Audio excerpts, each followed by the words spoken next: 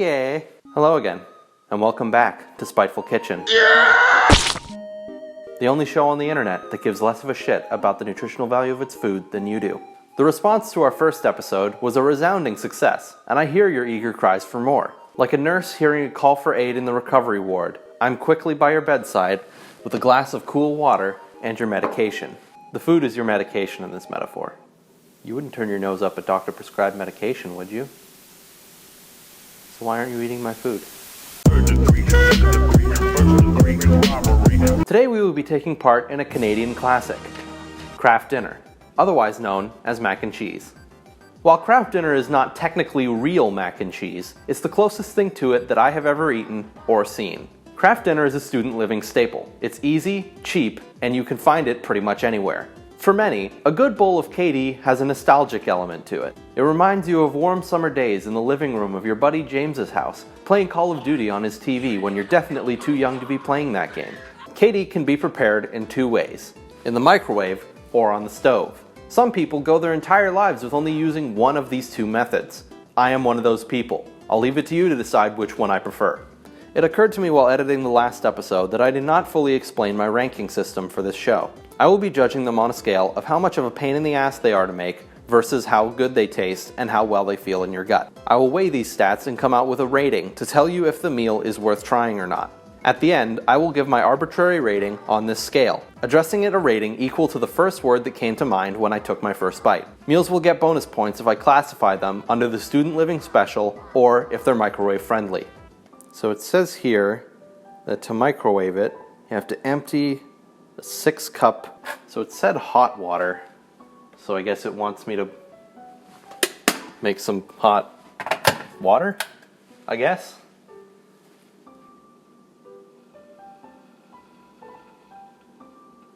I can't read. Now that's what I call hot water. It makes 4 servings. 1 divided by 4 is 2.5. So that would be 1/4 cup of hot water. 0.25. Yeah, that's what I said. You said 2.5. Shut up.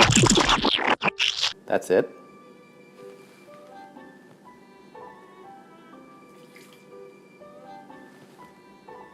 That's really not a lot of water.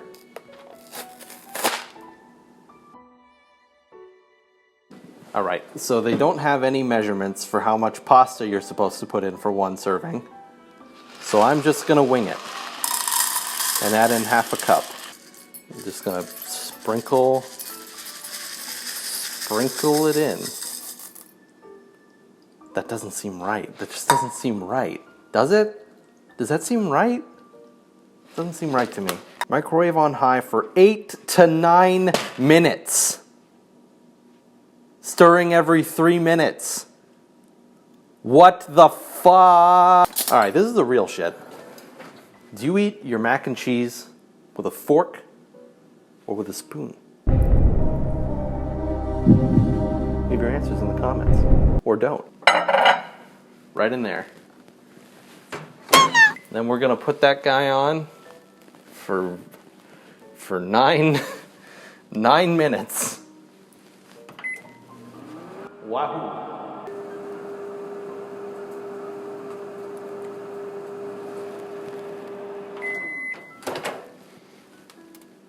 That doesn't seem right.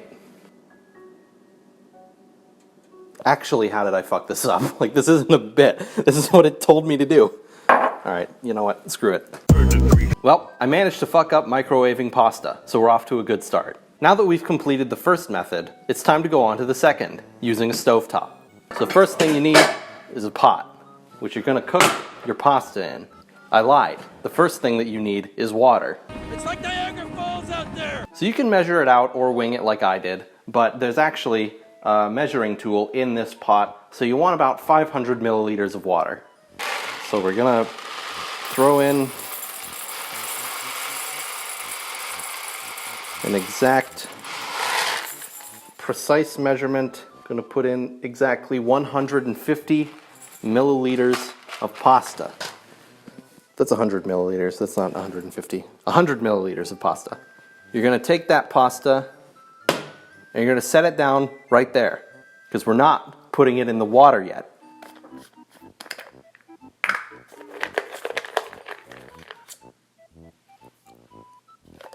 Health tip, take your vitamins. It might not be Flintstones, but they do the same job.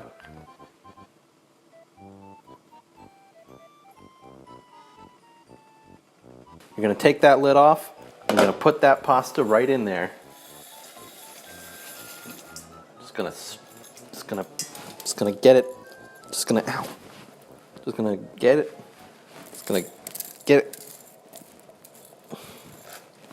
It's gonna get it all in there. You're just gonna stir it round just a bit, and you're gonna stir it round every 20 seconds until it's done. So now we're getting into the time realm where the pasta should be finishing up soon. So the way that you test to see if your pasta is done or not, you take 1 or 2 or 3 little stragglers, and you're not quite done yet, but going to be soon. Now that's done. Excellent. I have it all set up. All of these magical ingredients shall combine to form Voltron. And now is everyone's favorite part, the cheese powder.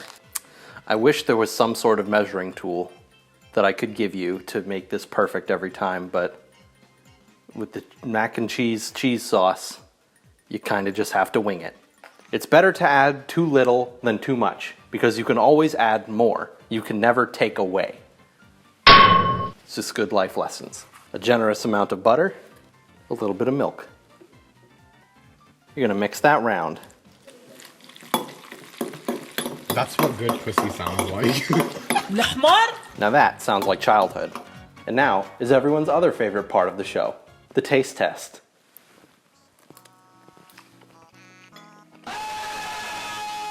Damn, that's good. Now, mac and cheese, or more specifically Kraft Dinner, are very deeply rooted food for me. I used to eat this all the time back in my first year of college. I used to eat it all the time at friends' houses when I was a kid. It's just a great staple, and damn does it taste good. So my rating for Kraft Dinner on my scale over here, I'm gonna put it as a yeah. Yeah. Thank you for joining me on Spiteful Kitchen, episode 2. Let me know in the comments what you'd like me to cook next, and I'll cook it for you because God knows you don't want to. I'll see you next time.